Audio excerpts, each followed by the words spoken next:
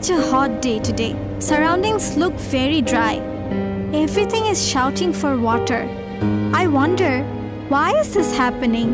I hope all the kids in teacher's class are all right. Hey, look! Badal is going somewhere by bus.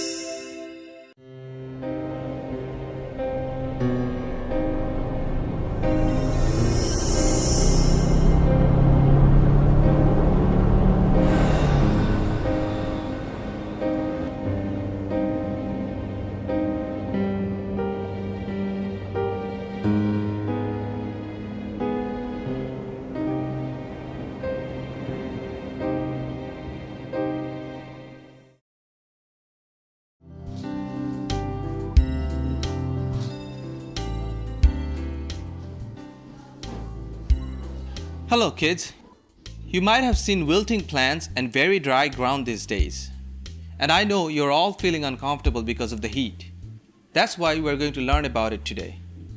We're experiencing hotter and drier weather for some time now because of a phenomenon known as drought. Every year, some countries around the world experience drought. Drought occurs when rainfall is absent for a prolonged period of time, causing earth to parch, wells to dry, underground water to decrease, and crops to wither, and lack of livestock food. Because there's less supply of food and water, both humans and livestock suffer very much. Bangladesh is one of the most cyclone and flood-prone countries in the world. However, losses from drought can be more severe than that. Bangladesh is an agricultural country, then drought can truly affect all of us. You're right, Badal. Large part of our country can be affected by drought. In Bangladesh, drought in the western, especially northwest district, is very common. How can it be common when we often have too much rains and floods?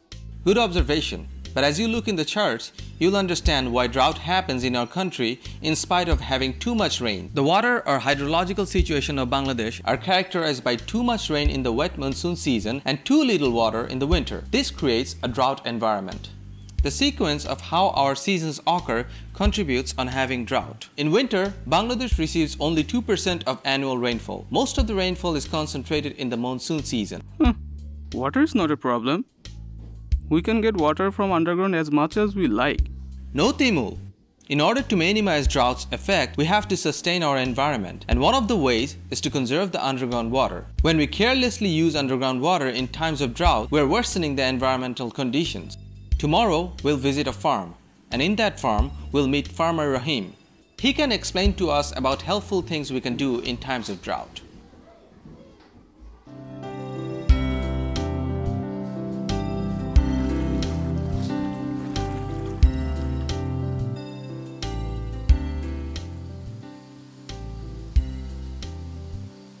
Everybody, this is Mr. Rahim. He owns this farm, and as you can see, even though it is drought period now, Farmer Rahim's farm looks much better than the other farms we have passed while we are coming here. Yes, during the months of February until May, we sometimes experience drought until monsoon starts in June. My farm is fortunately in good condition in spite of drought now. This is because I am implementing prescribed farm irrigation methods which are very helpful in managing the harmful effects of drought. Does this prescribed method make you avoid the droughts? No, actually it doesn't. You see, we cannot really control our seasons. Droughts are unavoidable. However, we always have choice to better things up in times of drought. In my case, I follow the advisories provided by Bangladesh Meteorological Department or BMD. The most important thing we can do to minimize the effect of drought is to take care of the environment. And the first thing to do is to stop deforestation or cutting down of trees and start planting more trees. Trees help a lot in preventing drought. Another way to help the environment is to use community-based biogas plant. Look at the structure over there. That structure uses all biodegradable waste in this farm to make biogas. We use this biogas as a source of energy to run this farm. Kids, do you see the benefit of using biogas and how it helps the environment?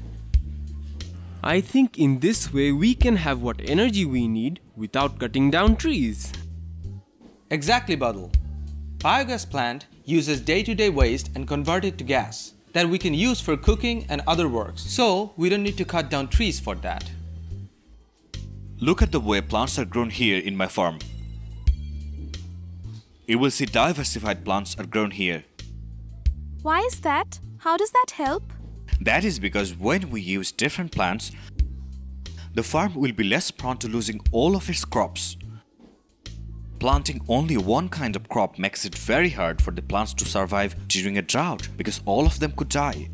Furthermore, in times of drought, we should plant drought-resistant and short-duration varieties of crops. How would the farmers know if there is going to be a drought? Here, it is possible to know it from Agromet Bulletin provided by Bangladesh Meteorological Department. In this, there are enough information to predict if we will face drought. Farmer Rahim, why don't you also tell them about the irrigation system you have that also helped you to cope with drought, right? Oh yes, this farm follows a good plan for applying irrigation, fertilizer and pesticide based on the chances of rain.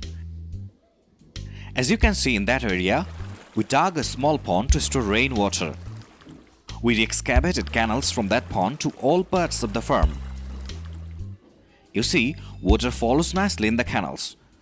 This supplies water to the crops. In this way, we use surface water from the rain effectively, so we can save stored underground water for future use.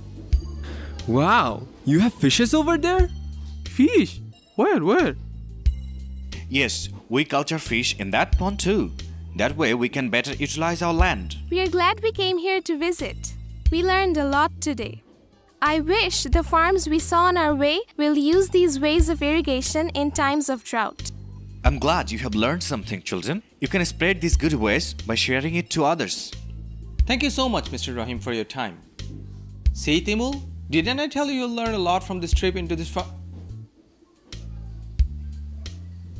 Timul? Yes, teacher. Fish!